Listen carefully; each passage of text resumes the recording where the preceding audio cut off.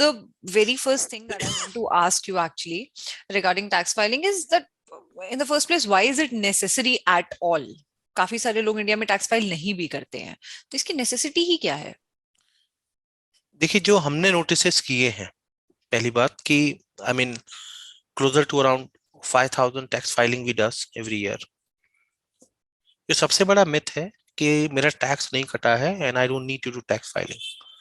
So that's something which we all need to understand. If anybody has an income of more than 3 lakh rupees, मतलब आप एक minimum tax slab में आ जाते हैं, but deductions की वजह से या टैक्स सेविंग्स की वजह से आपको टैक्स नहीं पे करना होता है, मतलब आपकी सैलरी से डिडक्शंस नहीं हुए हैं टैक्सेस के, तो भी आपको टैक्स फाइलिंग करनी है। उदाहरण के तौर पे इंडिया में up to 3 lakh rupees there is no tax. अगर आप प्रैक्टिकल मैनर में देखेंगे तो up to 7 lakh rupees there is no tax, because deductions, standard deductions जो मिलती है न्यू रिजीम के हिसाब से, शायद 7 लाख तक टैक्स पे करने की आवश्यकता नहीं है आपको। लेकिन ये डिडक्शंस हैं, ये मतलब ये आपके बेनिफिट्स हैं। एज सुन एज आपकी इनकम 3 लाख से ऊपर है, टैक्स फाइलिंग करना मैंडेटरी है। इन केस डिपार्टमेंट आपको इंटीमेट करता है और पूछता है, तो नॉन फाइलिंग की जो पेनल्टी है वो 5 से 10 हजार रुपए के आसपास है। तो पहली बात, अगर आपने कोई भी इनकम जनरेट की है जिसकी सालाना आय 10-3 लाख से ऊपर है, टैक्स फाइलिंग मैंडेटरी है, नंबर वन। नंबर टू, आपने कोई भी प्रॉपर्टी ट्रांजैक्शंस की है एंड बेशक आपकी कोई इनकम ना हो, I repeat, for example, in India, the maximum properties are registered on the wife name, women name, because to save stamp duty, we prefer to do that. That's okay. So, अगर मेरी wife की कोई income नहीं है and yet I made certain transaction in the property, then in that case, filing income tax become important or mandatory, you can say, that particular year, just to declare that transactions. Okay.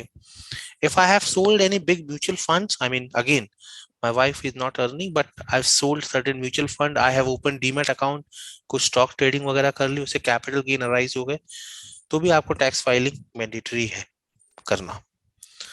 तो कभी भी आपकी कोई भी income 3 lakh से ऊपर है, आप मोटे मोटे संदर्भों में समझिए, आपको टैक्स फाइलिंग करना मैंडेटरी है, whether you are paying tax और you are not paying tax. Two, if you made any property transaction, you need to done it. Third, अगर कहीं पर भी आपका कोई टीडीएस या टीसीएस डिडक्ट हुआ है, उदाहरण के तौर पे जैसे as per the new regulation this year onwards it is getting applied, but पहले भी ऐसे होते हैं। जैसे आप कोई कार परचेज करते हैं, है ना, तो जो डीलर होता है वो कुछ टीसीएस के नाम पे कर लेता है। What is TCS? Tax collection at source. मतलब वो टैक्स नहीं है, सिर्फ गवर्नमेंट में रिपोर्ट करने के लिए एक एंट्री बना दी और उसका कुछ पैसा गवर्नमेंट को जमा करा दिया। हम कई बार उसको इग्नोर कर देते हैं या भूल जाते हैं किसी भी कारणवश। अगर आपको वो रिफंड लेना है, और जो कि लेना भी चाहिए, है ना, क्योंकि वो टैक्स का कंपोनेंट नहीं था, you need to file income tax. तो कोई भी आपने ऐसी ट्रांजैक्शन करी जिसकी वजह से आपका कोई टीडीएस या टीसीएस का डिडक्ट हुआ है, then in that case you need to file income tax to claim back that money which been paid by some distributor, dealer, or you have paid it, whatever it is, to the government. Okay, like let me give you the example of this year. For example, this year government has asked कि अगर आपका कोई भी India के बाहर कोई transaction है, you need to deduct 20% TCS, especially on the travel or any other investment you are making. तो अगर आप 100 रुपए इन्वेस्ट करेंगे, 20 रुपए TCS कटेगा, तो इसको क्लेम करना है, तो इसके लिए भी फाइलिंग मैंडेटरी है। Next year you need to file. So in any circumstances, I if I have to simplify it, doesn't matter whether you have an income or not, file income tax so that you can have a right book building. Okay, you can be as transparent as you are with the government in terms of disclosing all the transaction which is happening in our book too.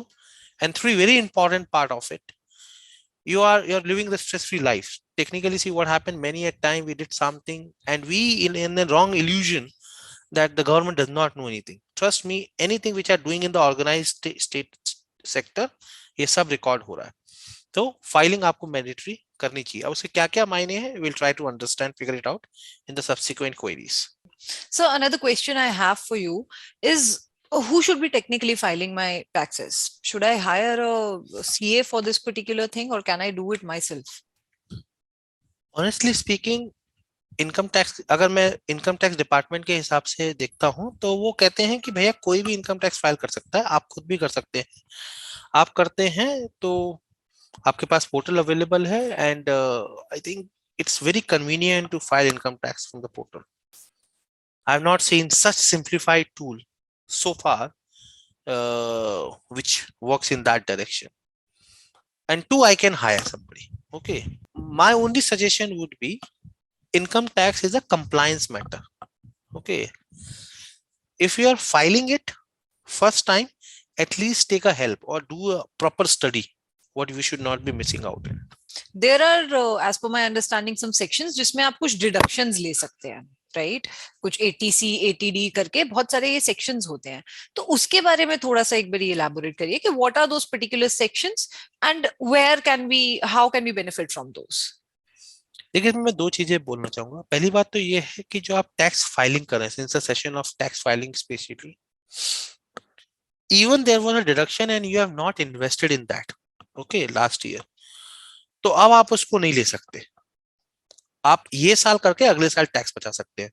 तो any transaction which need to be made before 31 March. लेकिन आपने की थी और but आपका tax फिर भी cut गया, तो होता क्या है, कई बार आपने कोई एटीसी का मतलब हो गया आपने कोई इंश्योरेंस पॉलिसी ले लिया, कोई म्यूचुअल फंड बाय कर लिया जो टैक्स बेनिफिट देता है आपको, बट आप अपने एम्प्लॉयर को बताना भूल गए या फिर नहीं जा पाए और आपका टैक्स कट गया, तो आप टैक्स फाइलिंग के टाइम पे डिडक्शन को डाल के क्लेम कर सकते हैं।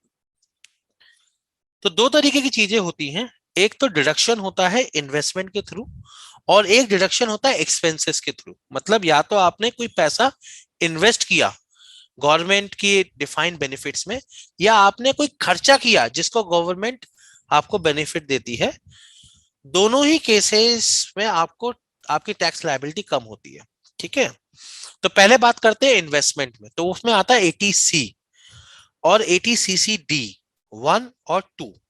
एटीसी क्या होता है, अगर आपने पैसा एटीसी बेस्ड इन्वेस्टमेंट में किया, जैसे ईएलएसएस स्कीम, पीएफ, पीपीएफ और इंश्योरेंस इन्वेस्टमेंट्स, या बच्चों की इवन ट्यूशन फीस और कॉलेज फीस भी इसी में आती है एटीसी के अंदर। तो 1.5 लाख रुपए की लिमिट है, अगर 1.5 लाख किया है then you can claim the benefit. Second is CCD and 1 and 2 NPS, आप नेशनल पेंशन स्कीम कर सकते हैं और कॉर्पोरेट लेवल पे भी कर सकते हैं। अगर आपकी कंपनी में ऑलरेडी अलाउड है तो आप उनको बोलिए कि मेरा पैसा काट लीजिए 10% ऑफ बेसिक सैलरी, ये दोनों ही आपको टैक्स बेनिफिट मिलेंगे। तो 50,000 रुपीज आप इन्वेस्ट कर सकते हैं और प्लस आपका एम्प्लॉयर कर सकता है 10% ऑफ योर बेसिक सैलरी। ठीक है, तो ये हो गया इन्वेस्टमेंट वाले। एक्सपेंस वाले में काफी बड़ी लिस्ट है। तो एक्सपेंस वाले में अगर आपका हेल्थ इंश्योरेंस है और पेरेंट्स का हेल्थ इंश्योरेंस आपने लिया है तो 80D में आपको मिलेगा। अगर कोई एजुकेशन लोन लिया है आपने, उसका आप इंटरेस्ट पे कर रहे हैं, आपको 80E में मिलेगा। आपने किसी पॉलिटिकल पार्टी को डोनेट कर दी, पैसा डोनेट कर दिया, तो आपको 80G के अंदर डिडक्शन मिलेगा। या फिर आपने किसी मंदिर में जाकर कुछ डोनेशन किया है, जो रजिस्टर्ड ट्रस्ट है, बड़े मंदिर जैसे माता वैष्णो देवी, तिरुपति बालाजी, ये सब बड़े जो मंदिर हैं, ये ट्रस्ट जो रजिस्टर्ड ट्रस्ट है, यहाँ पर अगर आपने कोई डोनेशन किया है तो आपको डिडक्शन मिलेगा, है ना। ये खर्चे हो गए सारे के सारे। आपने होम लोन ले रखा है जिसका आप ब्याज भरते हैं अप टू 2 लाख रुपीज, उसका आपको डिडक्शन मिलेगा। तो ब्रॉड लेवल पे यही डिडक्शंस आते हैं। या फिर पेरेंट्स का कोई क्रिटिकल इलनेस का इलाज हुआ है, लिस्ट स्पेसिफाइड डॉक्यूमेंट्स हैं, लिस्ट है, या डिपेंडेंट पेरेंट्स का, तो भी आपको 40 से 50 हजार रुपए मिलेगा। बट वो सिर्फ डिफाइंड है, कुछ बड़ी क्रिटिकल इलनेस है जो ही कवर आता है, ये रिम्बर्समेंट है। तो और एलटीए, लीव ट्रैवल अलाउंस, कि मतलब आपकी कंपनी में एलटीए है और आपने कोई ट्रैवल किया, वेकेशन किया, तो आपको डिडक्शन मिलेगा। तो ये 5 या 6 चीजें हैं जो डिडक्शंस आपको मिलती हैं खर्चा करने पे, 2 या 3 है जो आपको मिलती हैं इन्वेस्टमेंट करने से। इन सबको क्लब करने के बाद जो बचा हुआ पैसा है उस पे आपको इनकम टैक्स पे करना पड़ता है। Another, I think, pain point जो ये लोगों का यूजुअली होता है, people are very scared of getting notices, sir. Notice किस केस में आ सकता है, और अगर आ जाता है तो how to deal with it? देखिए, दो चीजें होती हैं। पहले एक होता है इंटीमेशन, है ना, तो इंटीमेशन में जब आता है वो नोटिस नहीं है, गवर्नमेंट और इनकम टैक्स डिपार्टमेंट आपसे क्लैरिफिकेशन मांग रहा है, ठीक है। तो उसमें आपको बहुत घबराने की जरूरत नहीं है, आपको इंटीमेशन देखना है, आपको वेरीफाई करना है। तो इंटीमेशन कैसे आएगा, जैसे फॉर एग्जांपल आपकी कैप को कोई डिविडेंड कैपिटल गेन एंट्री थी और आपने इनकम टैक्स पोर्टल में नहीं करी, तो वो पूछ लेंगे भाई ये हमें गैप दिख रहा है। तो अगर आपको गैप फिगर आउट हो गया है तो आप एक्सेप्ट कर लीजिए, अपनी रिवाइज टैक्स फाइलिंग कर लीजिए and you are done, no problem that. दूसरा है नोटिस, मतलब आपने कुछ ऐसा क्लेम कर लिया जो उनकी उसमें आ गया। जैसे पिछले साल बहुत सारे लोगों को नोटिस आया जिन्होंने पॉलिटिकल पार्टी को डोनेट किया था, तो उनको प्रूफ सबमिट करना पड़ा बकायदा, है ना। 7.5 लाख नोटिस थे पैन इंडिया में। तो कई लोग फर्जी भी क्लेम कर लेते हैं, तो फर्जी क्लेम करेंगे तो वो दिक्कत आएगी। तो जब भी कोई इंटीमेशन आता है आप उसमें पैनिक मत कीजिए, आपके पास 15 दिन का समय रहता है उसको रेस्पॉन्ड करने का। आप उसको रिव्यू कीजिए, अगर आपने गलत किया है तो उसको रेक्टिफाई कीजिए, गलत नहीं किया है वो सही है तो उसको एक्सेप्ट कर लीजिए, और उसका जो रिपरकशन है, रिपरकशन क्या होगा, आपको टैक्स पे करना पड़ेगा, वो आप पे करके खत्म कर दीजिए। सबसे बड़ी गलती जो लोग करते हैं वो करते हैं इग्नोर करके। The problem is that if you have ignored, that is not going to vanish from your portal. I have seen there are certain notices which are running since 2012-13. होगा क्या, या तो वो आपको बुला लेंगे, है ना, या फिर सब्सिक्वेंटली अगर फ्यूचर में जब आप इनकम टैक्स फाइल करेंगे और कोई आपके रिफंड्स बनते हैं उसे रोक लेंगे, they will not process refunds. So it is going to be a perpetual painful activity. So first is whenever you get intimation, act fast, get it, verify why you have done it, and declare. If you have issues to handle it, then take the help of the consultant. But get it sorted. It is very, very important. If you are not getting it sorted, it can create a ruckus in your life. That's what I can say. But it's very common. Okay. You have asked one more query, why people receive it. Okay. Broad level पे एक ही reason होता है जो मैंने अभी तक समझा है, या दो रीजन जो मैंने अभी बोला भी था। आपका जो एआईएस टू एआईएस में जो ट्रांजैक्शन दिख रहा है, यानी गवर्नमेंट के पास जो ट्रांजैक्शन के रिकॉर्ड है आप लोगों के, और आपने जो इनकम टैक्स रिपोर्ट फाइल किया है, अगर उसमें मिसमैच है तो नोटिस आएगा, ठीक है। आपके एम्प्लॉयर ने बोला कि आपकी इनकम 3 लाख रुपए है और आपने टैक्स फाइलिंग कर दी 2.5 लाख रुपए पे, 50,000 गैप है, नोटिस आ जाएगा। आपने कोई प्रॉपर्टी बाय परचेज सेल करी, लेकिन इनकम टैक्स फाइल करते वक्त उस प्रॉपर्टी की डिटेल आपने नहीं मेंशन की, नोटिस आ जाएगा आपको, है ना। आपने कोई इंटरनेशनल स्टॉक्स बाय कर रखा है, उसको सेल किया, but you have not declare that foreign income, notice will come. Even the fact that if your income is more than 50 lakh rupees and you have not declared asset, भाई मेरे पास क्या क्या financial assets है, क्या क्या real assets है, and there is a mismatch in that, notice will come to you on this. If the cash deposit is too high in your accounts, notice will come to you. So these are the challenges, broad level challenges why people receive the notices, and they are not that bigger. Actually, I feel it 98% notices are mainly because of the ignorance of individual and just to become little more greedy on it. 1 या 2% ही cases होते हैं जो मुझे genuine लगते हैं, थोड़ा concerning लगते हैं। बाकी मुझे लगता है मैक्सिमम हम सबकी इग्नोरेंस या फिर गलत टैक्स रिपोर्टिंग की वजह से आते हैं। Otherwise I have not seen that if anybody who is doing a right set of declaration and filing would be receiving the income tax notices. So the last question I have for you today is, what is the role that tax experts play in this entire process? How can they help us? Is it meaningful to reach out to them? So I don't know about all, I mean, how they've been doing it, because I've seen that. See, first of all, you need to understand and differentiate between a CA and quasi CA, है ना। Generally क्या होता है, हम हर किसी को CA बोल देते हैं, ऐसा नहीं है। बहुत CA is a expensive services, let's understand. तो अगर आपकी फाइलिंग 400-500 रुपए या 1,000 रुपए में हो रही है, तो पहली बात वो फाइलिंग सीए नहीं कर रहा, ये आप क्लियर कर लीजिए, है ना। दो ही लोग इस रेट पे फाइलिंग कर सकते हैं, okay. One who are non CA people, normal जो अकाउंटेंट या फिर जो कई लॉयर्स फाइलिंग करते हैं। या फिर कोई इंस्टीट्यूशन। इंस्टीट्यूशन क्यों कर सकता है? क्योंकि उसके पास प्रोसेस और वॉल्यूम होते हैं। For example, you can ask Fincard also, we also do a tax filing at a very discounted price. Okay, because income tax is not our revenue source of income. We don't want to make money from income tax filing, to be honest. So we take that losses actually on our books. Okay, for us, income tax filing is more like a responsibility plus a giving a experience of our services to a advise to a investor. Okay, what do I mean that? Generally क्या होता है कि India में लोगों ने personalise चीजों के experiences बहुत कम किए हैं। अगर मैं कहीं से पूछूंगा कि आपके पास डेडिकेटेड ट्रेनर है, नहीं होगा, हम जिम खुद से कर लेते हैं कुछ भी करके ना। When you have a car, very few people will have a driver, so they not understand difficult. Because as a country, we are a very price sensitive country. So we are in a business of giving a customized services experience and the personal touch experience. तो जो हमारे financial planners भी हैं वो dedicated adviser होते हैं किसी client के, है ना। ऐसा नहीं होता है कि लाइक लॉट ऑफ कंपनीज में से होता है कि you will have a people where you would be treating as a, like a pool of the account. Okay, so why Fincard does it that I can talk at a discounted price? Mainly because of the giving the experience of the dedicated advisor. कि भाई dedicated adviser के साथ क्या experience होते हैं, तो जिससे आप अपनी लाइफ में फाइनेंसेस को लेके और ज्यादा सतर्क और ज्यादा बेहतर हो सके। ठीक है, तो सबसे पहले आपको क्या करना है, आपको डिफरेंशिएट करना है। अगर कोई नॉर्मल इंडिविजुअल कम रेट पे आपसे फाइल कर रहा है तो इसका मतलब वो सीए तो नहीं है। CA can't do that.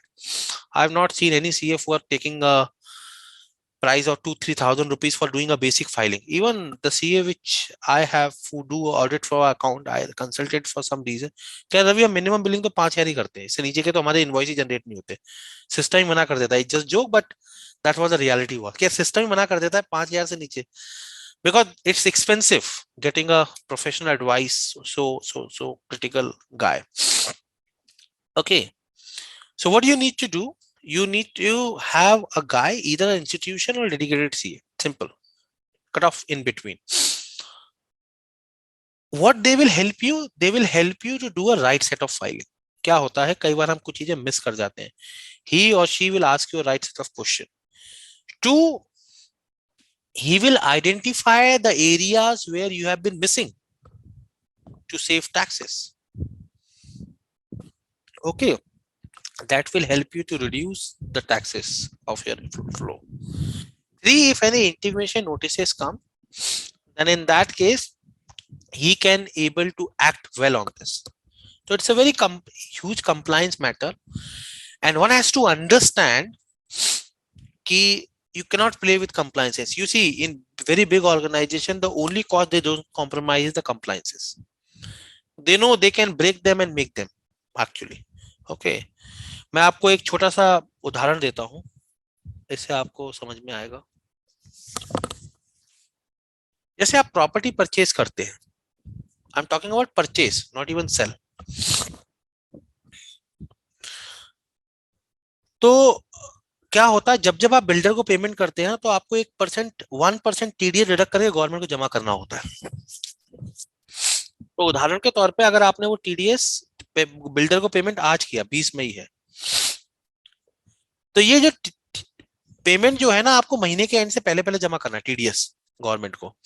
अगर आप जमा नहीं कर पाते हैं तो इसकी पेनल्टी जो है वो 100 रुपीज पर डे की है। 100 रुपीज पर डे। तो हो सकता है वो पेमेंट 1 लाख की थी या 5 लाख की थी, टीडीएस सिर्फ 5,000 जमा करना था। बट अगर आपसे मिस हो गया और साल के अंत में आपने रियलाइज किया, तो 100 इंटू 365 डेज की जो पेनल्टी है वो पे करनी पड़ती है। Okay, it is that sensitive sometime. So compliances can hit you a lot, and we have seen an enormous example, okay, where company has paid a huge amount of cost to nullify it, and even the individual also depends upon the case to case basis. So one should be very sure about it, what he is doing. If not, then outsource it. Either can outsource to a good institutions, है ना, या फिर आप dedicated CA के पास ही रहिए, आप पूछिए उनसे फाइल करवाने से पहले, so that you will not miss out. आप ये रैंडमली बेसिस पे जिसको आप अकाउंटेबल नहीं कर, कल को आपको नोटिस आ गया, आप कैसे पकड़ेंगे उस बंदे को? तो ये सब चीजें आपको ध्यान में रखनी चाहिए, and to get the right set of filing.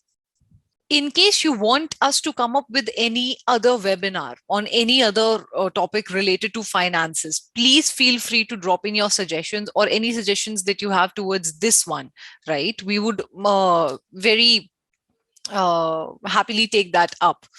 Thank you so much.